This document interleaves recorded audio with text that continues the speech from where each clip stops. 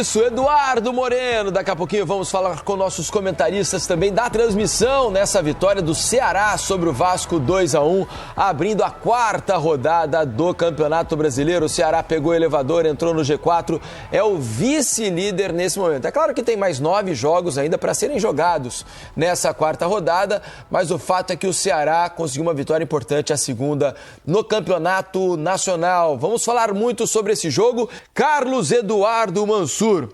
O Ceará tem se mostrado um adversário difícil de ser batido em casa, já venceu o Grêmio, agora vence o Vasco, venceu uma derrota duríssima fora para o Juventude, empatou com o Bragantino depois de ter saído com 2-0 no primeiro tempo, deixou o Bragantino empatar.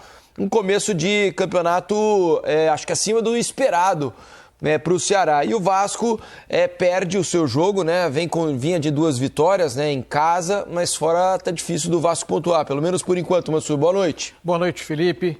Boa noite, Alex, todo mundo que assiste o Troca. E o Ceará também evita que se reforçasse a marca de um time que, por vezes, sai na frente e não consegue sustentar resultados, né? Aconteceu, ele saiu na frente contra o Juventude na última rodada, quando tomou a virada, e nesse jogo do Bragantino na estreia do campeonato que você citou. Foi um time que teve a rédea do jogo no primeiro tempo, né? Empurrou o Vasco contra o seu campo, marcando muito bem a saída de bola. Para mim, a grande mudança do jogo não é tanto que as substituições tenham transformado muito o Vasco, mas é que o Ceará, com a vantagem, deixa de pressionar, baixa um pouco a marcação, o jogo vem para o campo do Ceará. Pode ser também uma implicação física, algo que esse campeonato, com esse calendário, vai também colocar muito para alguns times, mas enfim, o fato é que o jogo começa a acontecer mais tempo no campo do Ceará, as trocas, o Vasco dá uma melhorada no segundo tempo, mas não tinha, antes do gol, que nasce muito ao estilo do que é a principal e talvez uma das poucas armas ofensivas do Vasco, que é o cruzamento e o gol do Verratti. O Vasco, além daquele lance, não teve teve nos acréscimos uma chance de empatar o jogo, mas antes do gol o Vasco não tinha produzido tanto assim. O Vasco tem alguns problemas para a gente conversar e eles persistem. Eu diria que tem vários problemas, né? Eu, particularmente, achei o jogo do Vasco muito ruim hoje. No segundo tempo há uma melhora ali no abafa, mas em questão de organização, achei o Vasco muito mal defensivamente e ofensivamente produzindo muito pouco. Com a bola, né, trabalhada, muito pouco. Um time bastante espaçado em campo, Alex. Queria ouvi-lo sobre as suas impressões iniciais apenas de Ceará 2, Vasco 1. Alex, boa noite. Boa noite, Felipe, Mansur, todo mundo que está em casa. Eu queria saber, se ele fosse treinador do Vasco, o que o Eric faria. Daqui a pouco você vai saber, porque ele vai sentar aqui. Né? Isso. Porque realmente tem essa fragilidade defensiva do Vasco e o Ceará, depois que ele fez o resultado, também ele jogou o jogo mais tranquilo, sabendo até que o adversário ele te traz não poucos problemas, mas no jogo em si tava vendo, mas a exposição assim do Vasco, a facilidade do adversário jogar, demora às vezes para transição, às vezes esse mau posicionamento, alguns comportamentos de setor para setor assim chama atenção, porque o Vasco não era, vamos dizer assim, tem jogadores para não ser um time de repente tão frágil como ele vem sendo. E o Ceará, aquele negócio, faz seu jogo em casa antes de todo mundo, já dorme tranquilo para poder já pensar no próximo jogo. E os artilheiros participando ativamente, né? Pedro Raul de um lado, lei do ex, né? Lei do ex dupla. A gente está vendo aí o segundo gol marcado pelo Pedro Raul, que é o artilheiro do Campeonato Brasileiro, com os 2 gols marcados hoje, junto com o Verratti, que também marcou seu 4º gol no Brasileirão. 4 gols para Verratti, 4 gols para Pedro Raul, só que hoje deu Pedro Raul, né? 2-1 contra o Verratti e o Ceará consegue essa vitória. Que sina é essa, né? Veja que o Pedro Raul não tem conseguido até aqui, né? Ele ainda tem chão aí para jogar na carreira, mas em grandes clubes, assim, clubes de uma exigência talvez um pouco maior, ele não conseguiu ter sucesso, né? Seja no Vasco, seja no Corinthians. E ele foi muito bem no Goiás, foi bem no Atlético Goianiense. Foi bem também, está indo bem no Ceará. Acho que até que no Botafogo ele teve uma passagem boa. Não foi espetacular, mas foi boa. Fez gols importantes naquele começo de carreira dele no Botafogo. Um momento especial para ele, né? Difícil achar uma explicação para isso, né? Se olhando o desempenho dele nesses times, você diria que ele tem condição de ajudar diversos times da tabela da Série A do Brasileiro. Talvez tem uma questão da forma de jogar, né? Um jogador com algumas especificidades, jogador de último toque, de times que, além da finalização, de times que façam um jogo mais direto para ele ajudar nessa primeira bola, nessa disputa, que ele é muito forte. Ele não vai, talvez, ajudar tanto em construção, com bola no chão. Não estou dizendo que ele não tenha, que ele tem uma limitação técnica que o impeça de ajudar totalmente, mas é uma outra característica de jogo. Talvez ele tenha se enquadrado mais em times que busquem um jogo mais direto, com mais cruzamento na área, com menos elaboração, digamos assim. Mas o fato é que essa temporada, esse início de campeonato dele é muito bom. Eu acho que tem a ver também, Alex, pode confirmar, né? Porque esteve lá dentro de campo, Paulo Nunes, que já está sentado aqui ao lado de Eric Faria também, já dando boa noite para Eric e para Paulo. Acho que tem muito a ver também com confiança, né? A questão de saber que ele é o dono da posição, né, Alex? Porque num clube como o Corinthians, como o Vasco, você tem outras opções e ele não chega normalmente com aquele status de, olha, chegou o meu camisa 9, né? Ele chega para ser outro camisa 9, né? Para ser mais um camisa 9 dentro do elenco e uma opção como centroavante. No caso do Ceará, quando aposta numa contratação do Pedro Raul, ele chega para ser o cara da camisa 9. E tenho a impressão, Alex, Paulo, Mansur e Eric, que talvez isso interfira um pouco no rendimento, de saber que ele pode errar um pouco mais, que ele vai ser mantido no time, ele vai conseguir ter a sequência que o jogador sempre espera. Dando boa noite primeiro para Paulo Nunes. Falei bobagem ou tem alguma coisa a ver? Paulo, Eric, boa noite para vocês. Você entende do métier, né? Isso é você que diz, assim. O pessoal na hashtag aqui vive me criticando. Eu não entendo por quê, mas você sabe que eu entendo. Sou canhotinha diferente. Boa noite, Felipe. Boa noite, Paulo. Mansur, meu meia Alex, Eric, né? Boa noite a todos. Eu acho que passa muito pela questão da mentalidade, né? O cara chega num clube e ele sabe que nesse jogo ele pode errar a primeira, pode errar a segunda, a terceira, que ele vai ter ainda a continuidade do trabalho. É um jogador que já demonstrou, né, em outros clubes que tem qualidade, ele é um finalizador nato? Mas ele sabe sair, ele sabe fazer um pivô, ele sabe, principalmente jogando com o Ailon, os dois estão se entendendo muito bem, porque quando ele sai da área, o Ailon entra nas costas dele, é um jogador que está com você pode ver, ó, todas as bolas ele ataca, ele quer o jogo, né, a confiança está completa, porque ele quer a bola, toda hora ele fica pedindo a bola. E aí a questão das movimentações, né? Pra você ver, um jogador que tem dentro da área o conhecimento de onde ele está. Olha lá, olha como ele passa à frente do Lucas Freitas. Parecia que ele era profissional, né? O Lucas Freitas atropelou porque ele foi na jogada e o Lucas não. Exatamente. Pode acontecer, né? O centroavante, ele acredita no jogo. O atacante, ele acredita nesse lance, né? Então, assim, ele demonstrou que no Ceará ele é importante não só pelos gols, mas segurar a bola lá na frente, né? Organizar o sistema ofensivo. O time do Ceará, quando joga aí, e isso é uma questão também que o Ceará vai ter que trabalhar quando jogar fora, e na minha opinião, o Vasco também, é um time que se apresenta, que joga e que joga dentro do campo do adversário, especialmente no primeiro tempo. No segundo, abdicou. No segundo, abdicou muito do jogo, passou perrengue com as mudanças do Vasco, mas eu gostei do time do Ceará. Eu acho que esses dois times vão disputar o mesmo campeonato. Eles vão estar ali brigando, né? O Pedrinho já falou que o time do Vasco é um time que está entre os 8 melhores, né, elencos. Eu não acredito nisso. Eu acho que o Vasco está ali entre 12º e 13º, porque o Vasco tem muita dificuldade, Felipe. Muito. O Vasco tem uma jogada que ela é mortal, ela é tradicional, que é o cabeceio do Verrete. E quando ele é bem marcado, e hoje ele foi, o Vasco não tem saída. E isso me preocupa. Eric Faria, boa noite, Eric. O quanto o torcedor do Vasco deve ficar preocupado com a atuação de hoje, não só pelo jogo de hoje, mas pelo conjunto da obra, o quanto o Vasco, pelo menos na minha opinião, não sei se você concorda, não apresenta evolução. O Vasco parece estar patinando ali, mesmo nas vitórias, né, especialmente no jogo contra o Santos, por exemplo. Não acho que o Vasco tenha sido melhor que o Santos naquela partida. Contra o Sport teve alguns momentos de superioridade, mas o Vasco, para mim, está patinando, que não parece sair muito do lugar. Boa noite, mais uma vez. Fala, Felipe, boa noite Mansur, boa noite, Alex, Paulo de novo, um abraço para todo mundo que está acompanhando o Troca. Eu acho que para falar do Vasco a gente ia precisar de umas 3 edições do Troca de Passe, cara, que são muitas coisas. Nós só temos essa hoje. E alguns minutos. Amanhã já é outra. Mas o bom é que essa é exclusiva do Vasco. Porque, cara, assim, primeiro eu até concordo com você, acho que o Vasco não tem feito grandes jogos, mas pelo menos em casa é um time com atitude, é um time que vai no embalo do torcedor, é um time que tenta ganhar os duelos. E fora de casa é um time muito presa fácil para os adversários, assim. O primeiro tempo que o Vasco fez hoje foi constrangedor para um time que está disputando a Série A do Campeonato Brasileiro. O Vasco teve uma chance com o Payet, um chute de fora da área ali, logo no começo do jogo. Depois o Vasco não conseguia fazer nada com a bola.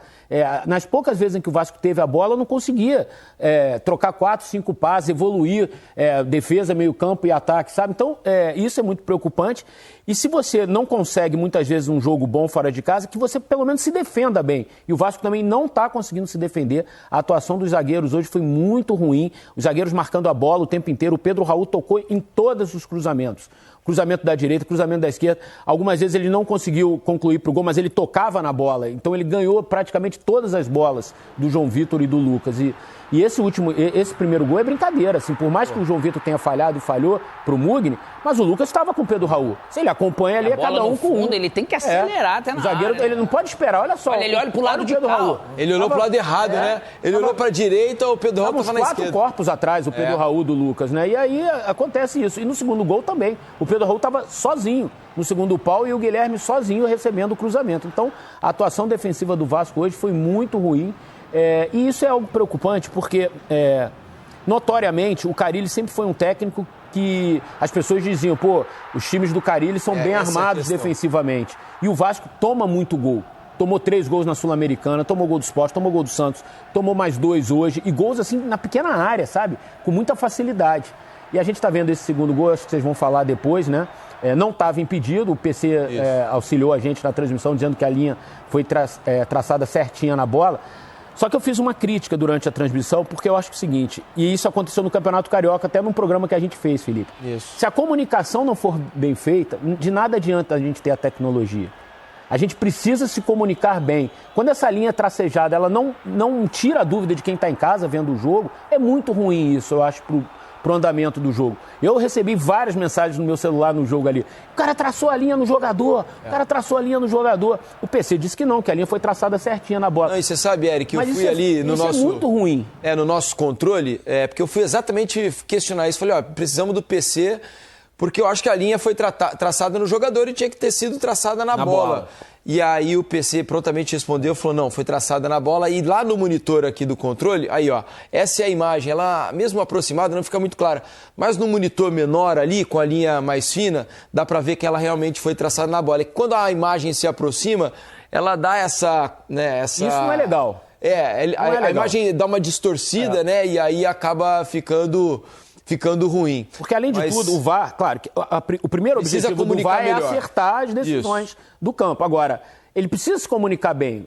Você precisa ter certeza que você está passando para o público que aquela decisão foi bem tomada, até para não gerar questionamentos. Porque você tem um campeonato em que está todo mundo disposto a questionar, né? A questionar e acabar com a credibilidade de algo que foi pactuado entre todo mundo, que era essa tecnologia que iria elucidar impedimento. Como está todo mundo trabalhando para que isso não valha, para ter uma bengala quando for o momento adequado, você precisa ter uma comunicação melhor. É isso, é exatamente isso. Só lembrando que quando, uma vez visitando onde se opera o VAR na CBF, a imagem que eles trabalham é muito melhor para eles trabalharem, traçar a linha, do que a imagem que vem para o público. Não, foi até o que eu disse durante a transmissão. Eu não coloquei em dúvida hora nenhuma o trabalho da cabine do VAR. Agora, o que eu coloquei é o seguinte, esse tipo de trabalho ele não pode ser prejudicado por uma comunicação ruim. Questão de credibilidade. Exato. Agora, tem faltado jogo por dentro, especialmente do Vasco hoje. Faltado um pouquinho de tudo, né, Felipe? Isso, sem dúvida. Mas assim, com a bola, hoje o Nuno veio jogar mais por dentro em vários momentos, né? O Garré hoje não jogou bem. O Garré hoje fez um primeiro tempo muito apático, largado na ponta direita. Ele não conseguia fazer nenhuma aproximação por dentro. Não tem sincronismo deles. Ele joga lá dentro dos zagueiros. E aí é interessante. Um espaço, né? Ele sair na construção é interessante, porque ele espeta o Paulo Henrique de um lado e o Lucas Piton do outro. Só que quando a bola chega lá na frente, ele está muito longe, muito distante. Então, todo momento que o Vasco perde a bola no meio campo, que ficou com o Paulinho e com o Payet. Isso é que vale a ressalva. Eu acho que assim, sem o Tietê e sem o Coutinho, o Vasco perdeu muito também. Muito. Paulinho não é o mesmo jogador que chegou em 2023. Ele ainda não conseguiu, depois da lesão, ter uma boa sequência de jogos. A gente sabe que o Paulinho é um ótimo jogador, né? É natural, né, Eric? E o Paê não consegue, cara, assim. O Paê não consegue. O Paê, ele participa de um lance no primeiro tempo, um lance no segundo tempo.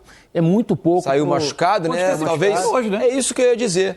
Ele tá em fim de contrato. Dependendo da lesão, né? Dependendo do grau da lesão. Saiu com dores no joelho, né? Isso, pode até ter... No lance em que o Paulo Nunes foi certeiro. Ele demorou a concluir. Ele domina, ele podia bater. Quando ele dá mais eu tô aqui, ele perde o controle da Ele bola. ficou esperando o pênalti. Exatamente. E pediu o pênalti. Alguma coisa ali. Ô, Paulo Nunes, você pagava o Jardel te pagava por assistência no Grêmio, não? Me paga até hoje, filho. É mesmo, é? Já deu 80% que ele tem, foi eu que dei pra ele, né? Então, assim... Porque o Pedro Raul tá pagando a os gente caras do tinha essas Ceará. apostas. lá. Você viu que ele dobrou. Eu acho que ele devia estar com hoje, sangue nos olhos pra Será que ele tava enfrentar o querendo fazer Vasco. gol no Vasco? É. Não. Mas tinha isso. O Jardel me dava um jantarzinho a mais, uma viagemzinha aqui Mas nós ali. temos que saber se isso realmente ele tá pagando mesmo. Viu? É só na O boca Jardel da fazia, porta. o Jardel pagava, o Jardel pagava. Deixa eu agradecer aqui. Paulo Nunes. A hora extra do Eric é cara. Deixa eu te falar. É muito cara. Eu sei que é, mas essa dupla... Amanhã eu tô no seleção. Essa dupla... você tá sempre na seleção. Essa dupla, velho, de verdade. Essa dupla vocês só perdem pra Luiz e Lédio, velho. Vocês são a segunda disparada, velho. Bom, já que você tá no Seleção, vamos continuar. Se fosse no News, eu te liberava. Mas já que o Seleção é mais tarde, dá pra gente continuar um pouco mais o papo. O Paulo Nunes consagrou tanto atacante, né? Gaúcho no Flamengo, Jardel, Osés. Por isso Agora que tá me consagrando eu aqui. problema na lombar hoje. Agora cara. tá me consagrando aqui. Tá que nem o Verrete.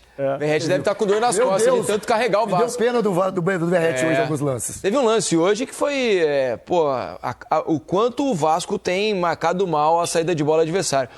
A bola foi no zagueiro da esquerda, o Verrete foi marcando lá. Exatamente. Aí a bola veio no zagueiro do meio, o Verrete correu para marcar o zagueiro do meio. Aí a bola veio no zagueiro da direita, foi o Verrete de novo, foi. e aí a bola voltou e ele Ninguém desistiu. aparecia no vídeo. Não, que O isso. Verrete é o que mais corre, eu acho, assim. No doideira. Que esse cara se doa é Você sabe, impressionante. Felipe, rapidinho, só para concluir, sem contar os números de hoje, né? O Vasco era só o 14º time até o início da rodada em cruzamentos. Então, nem é um time também que tem cruzado tanto a bola na área. É porque tem atacado pouco, né? Porque quando ataca, cruza. Exato. Então, precisa melhorar muita coisa no Vasco. A ladeira do Vasco, ela tá super íngreme nesse começo de campeonato brasileiro, cara. Tá difícil. E, o Vasco que tem jogado bem em São Januário, os próximos 3 jogos vão ser fora de São Januário. Pega o Flamengo no Maracanã, o Cruzeiro no Parque do Sabiá em Uberlândia e tinha um mando de campo contra o Palmeiras, mas vendeu para o Mané Garrincha. Então serão 3 jogos fora de São Januário pro Vasco. É isso aí. Deixa eu agradecer, Eric Faria. Valeu, Eric. Paulo. Valeu, amigos. Obrigado, meus amigos. Bom descanso. Parei de olho vocês aí em Good casa. night. Que bom. Good night. Porque eu vou chamar Fábio Carilli, o técnico do Vasco, vai tentar explicar essa derrota 2-1 para o Ceará no Castelão. Vamos ouvir o treinador do Vasco. O que mais me incomodou foi a postura do nosso time. Né? A gente tem que saber onde nós estamos e respeitar onde nós estamos. Uma postura muito ruim. Melhoramos um pouquinho no segundo tempo, mas o primeiro tempo principalmente. Uma postura muito ruim, um jogo lento. Não tratamos o jogo como uma decisão, como tem que ser o Campeonato Brasileiro. Toda rodada tem que ser uma decisão. Perder faz parte, mas da forma que perdeu, isso me incomoda demais, né? Então, repetindo, pouquinho que a gente melhorou, pouquinho. Não melhoramos muito também não. Já fez um segundo tempo melhor. Mas o primeiro tempo me incomodou demais a postura. E repetindo, o nosso respeito por essa agremiação, por essa equipe, ela tem que ser muito maior, a gente tem que fazer mais dentro de campo. Carelli, aqui, Pedro Pinheiro da Band, boa noite. Você tinha um planejamento ali para começar o seu segundo tempo, você fez 3 alterações. O Paê saindo lesionado, isso também mudou um pouco a trajetória que você queria que sua equipe fizesse no segundo tempo? Sim, é um meia, aí a gente resolveu, o Alex é um meia atacante, né, não é um meia armador. E sim, é um cara que é da bola parada, que poderia até tirar ele mais para o final do jogo, não naquela altura do jogo. Né? Um jogador com muita qualidade, que estava buscando o jogo, estava tentando, mesmo a equipe não estando bem. É um cara que gosta da bola, que aparece para jogar. Né? E a gente perdeu um pouquinho com ele ali também. Carelli aqui, boa noite. Luiz Eduardo Gomes para o TVC Esporte Clube. Eu queria que você falasse um pouco o que alterou na tua mecânica de jogo, por exemplo, pensando na ausência principalmente do Felipe Coutinho, daquilo que você pensava para a partida e tendo o desfalque dele importante, e sobre o próprio enfrentamento com o Ceará. se te surpreendeu a postura da equipe alvinegra em algum momento, se você já esperava esse jogo de transição, focando nas bolas, nas conexões diretas, né, com o Pedro Raul, era realmente isso que você esperava? Ou se em algum momento da partida você acha que foi surpreendido, tanto é que aconteceram as mudanças no segundo tempo? Não, surpresa não teve.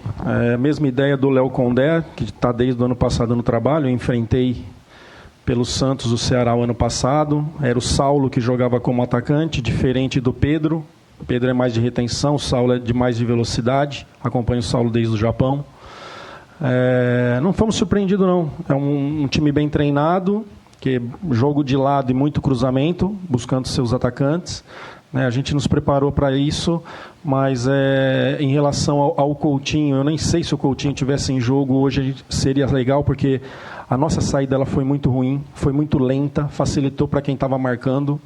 A gente precisa acelerar mais o jogo atrás para que as movimentações na frente sejam melhores e nossos meias, nossos atacantes consigam receber em condições melhor.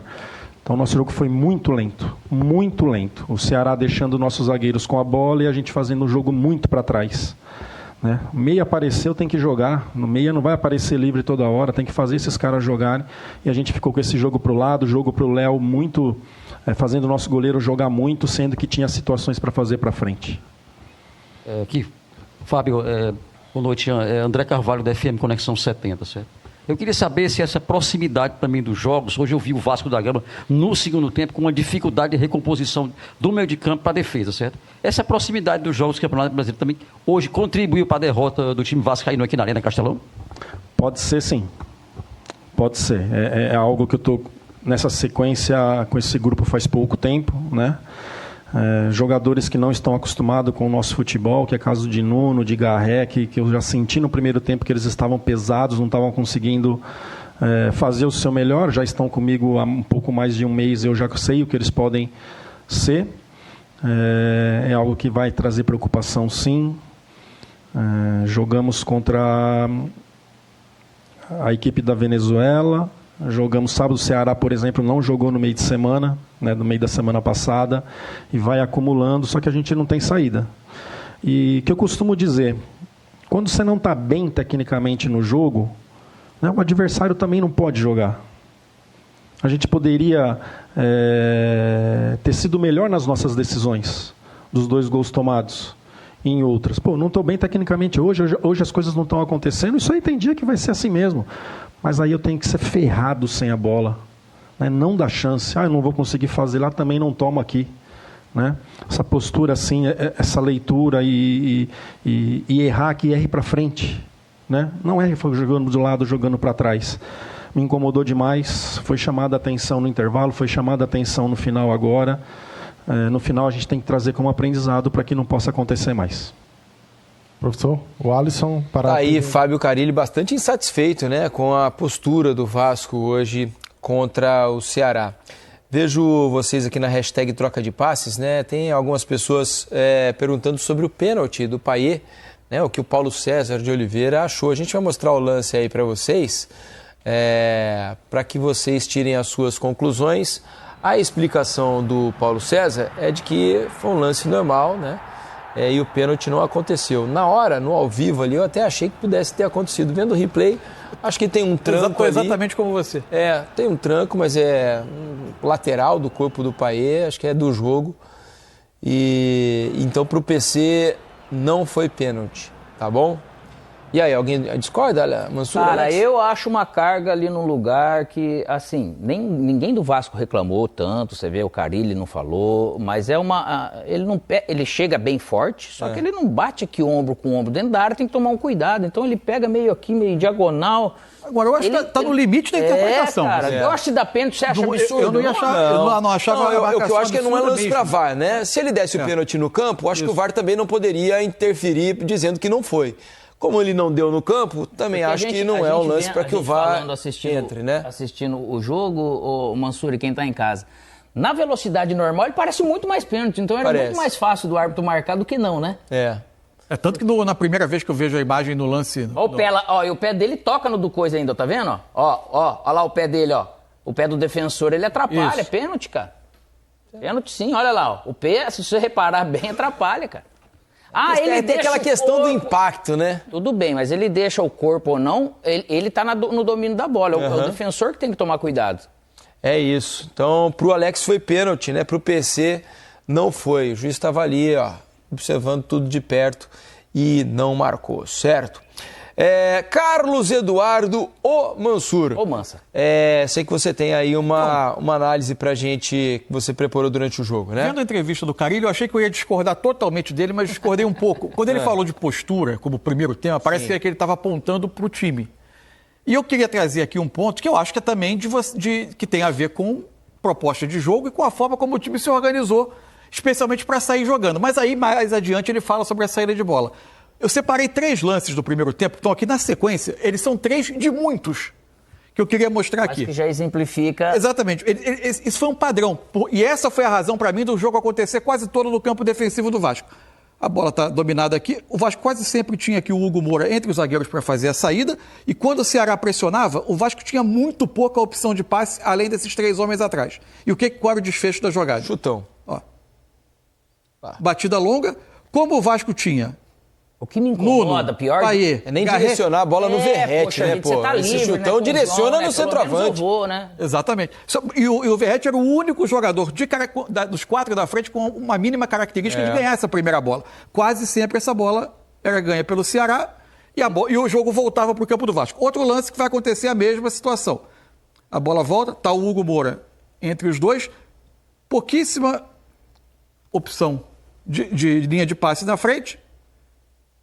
Você tinha até o Paulinho e o Garré tentando baixar, bola longa, que não é na direção do Verrete, não é na direção e outra, a hora do livrar da bola, né? E a hora que o Garré vem no pé, aí você faz uma bola longa. Isso. Entende? Não é direcionado, né, cara? Você vê que não tá. De novo, agora a saída tá com 3, com 2 zagueiros mais um lateral, o Hugo Moura veio um pouquinho adiante, mas ainda assim, as opções, as distâncias são gigantes para você sair jogando.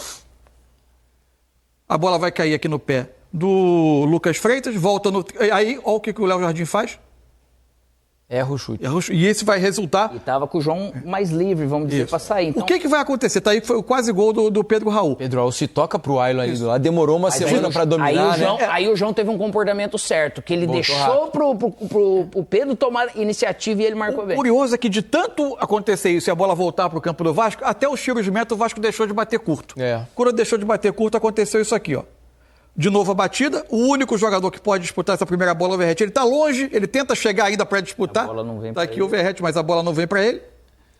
O Vasco perde segunda bola, como perdeu o jogo inteiro a segunda bola.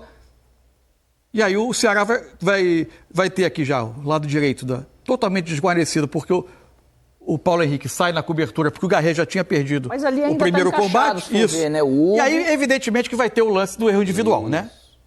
Você vê, o Hugo, ele sai de lá, beleza, só que daí o Paulinho que acaba não indo. E aqui eu quero chamar a atenção para aquilo que o Alex já tinha chamado a atenção, que é a demora de reação do Lucas. Do Lucas no lance do gol. Cara, ele olha... Quando ele acelera, o Pedro Raul já tinha acelerado muito antes dele. Mesmo que eu esteja 5 metros, eu não posso dar tempo da bola cruzar. Ele só olhou para um lado, né, Alex? Eu naquela função, seja o Pedro, o Lucas, o João, seja quem for... tem que estar ali naquele setor, cara, porque aqui quem tem que acompanhar depois é realmente o volante. Então, são padrões de comportamentos errados, porque padrão de comportamento muitos têm, né, por causa da repetição, e a gente vai criando um certo padrão de comportamento, mas esse tipo, cara, você pode, o treinador tem coisa que é o jogador que vai ter que fazer dentro de campo, e é impressionante. Mas por falar em padrão de comportamento, assim, não era que o Ceará fizesse uma pressão ofensiva sufocante. Não.